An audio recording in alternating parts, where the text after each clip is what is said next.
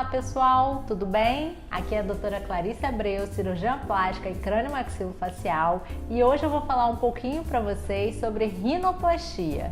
Como cirurgiã crânio-maxilofacial que trabalha com pacientes fissurados, a rinoplastia é uma cirurgia muito frequente no meu dia a dia, é uma cirurgia que eu gosto muito de fazer, né? E eu tenho tantos pacientes fissurados, com fissuras lábio-palatais, como pacientes não fissurados que desejam operar o nariz. Quais são os motivos que levam uma pessoa a querer operar o nariz? O nariz, ele ocupa uma região central na face, de projeção.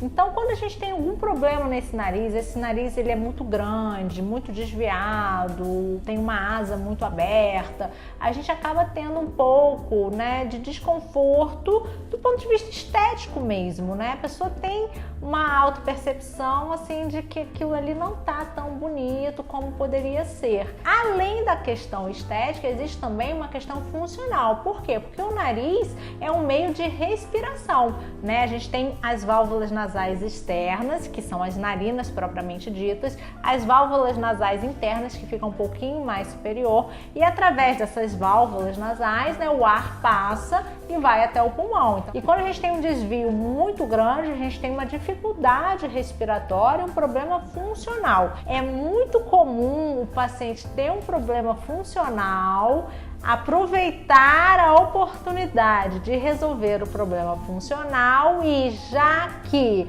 vamos mexer no nariz na parte interna funcional, por que não mexer um pouco na parte estética externa? Quando o paciente vem para fazer a rinoplastia estética, a gente normalmente pede exames de imagem, faz avaliação no exame físico para ver se também não tem uma questão funcional interna, para também aproveitar a oportunidade de estar fazendo a parte externa da rinoplastia, rinoplastia estética, e fazer também a parte interna, uma septoplastia, ou tirar um esporão, mexer alguma coisa na parte interna do nariz. E aí com isso a gente consegue melhorar tanto a estética facial quanto a função desse nariz, Essa respiração, ela passa a ser melhor. Em relação à largura do nariz, principalmente da região alta do nariz, do dorso nasal, a gente pode também fazer um estreitamento dessa região através de uma fratura óssea, de uma osteotomia, que aí no caso é cirúrgica, é diferente da fratura nasal, que eu já falei no vídeo sobre fratura nasal. É uma fratura que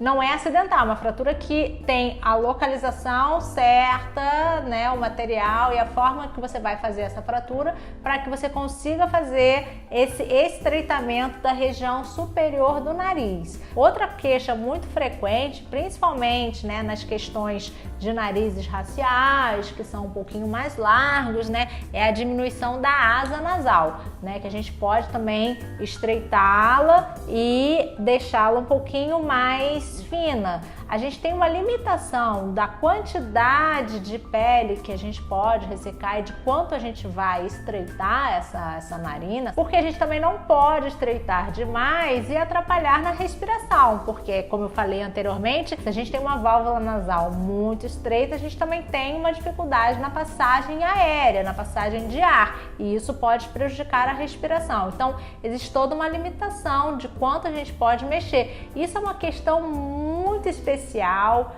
principalmente nessas cirurgias de rinoplastia, o quanto a gente pode oferecer com a cirurgia e o quanto o paciente deseja modificar. Tem alguns pacientes que querem modificações muito precisas, muito pontuais, que querem apenas uma pequena melhora, que não querem uma mudança drástica do formato do seu nariz, querem apenas refinamentos.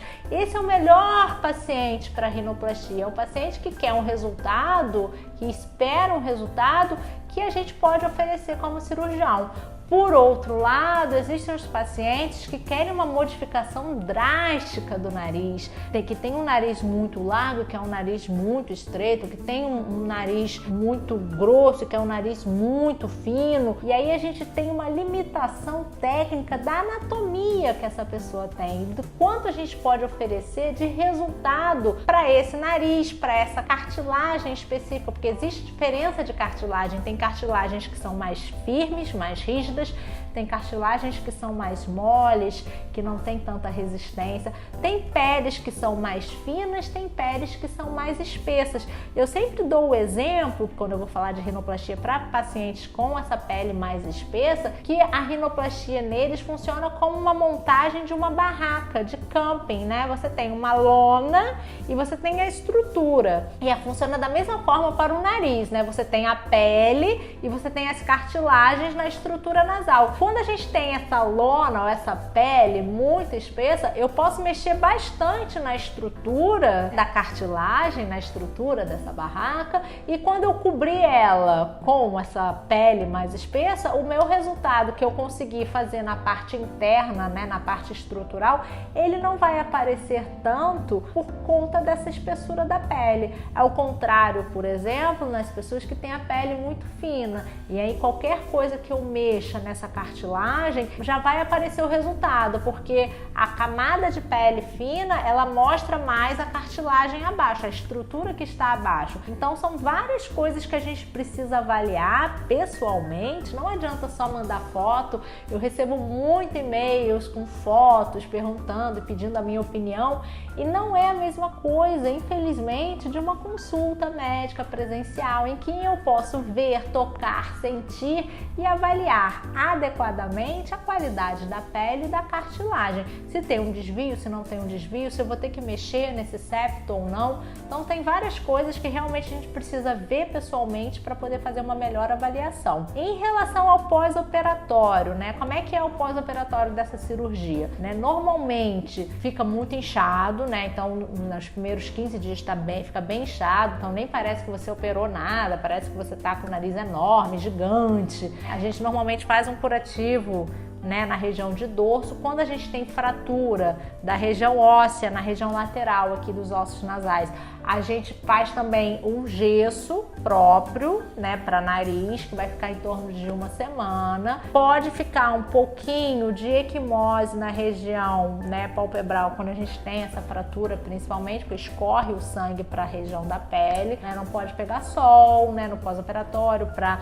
não ter nenhum tipo de risco dessa pigmentação da pele permanecer. A gente costuma passar algumas coisas, como arnica, alguns produtos que ajudam a esse roxo sair mais rápido, o edema sair um pouquinho mais rápido também. Os pontos normalmente são pontos internos, e às vezes a gente faz também a incisão nessa região que a gente chama de columela nasal. São pontos muito finos que geralmente cicatrizam muito bem, passam, né, imperceptíveis, porque realmente é uma região que tem uma tendência a cicatrizar bem. A gente também tira em torno de uma semana, não fica muito mais do que isso. Quando a gente mexe no septo, na região central do nariz, para corrigir algum desvio, a gente às vezes precisa botar também um tampão. O que é esse tampão? É como se fosse um curativo que a gente põe por dentro das narinas, né? Pode ser um algodão ou uma gasa, ou, né, esticada, né, com uma pomada específica para não grudar. E aí a gente põe para fazer uma estabilização desse septo que foi mexido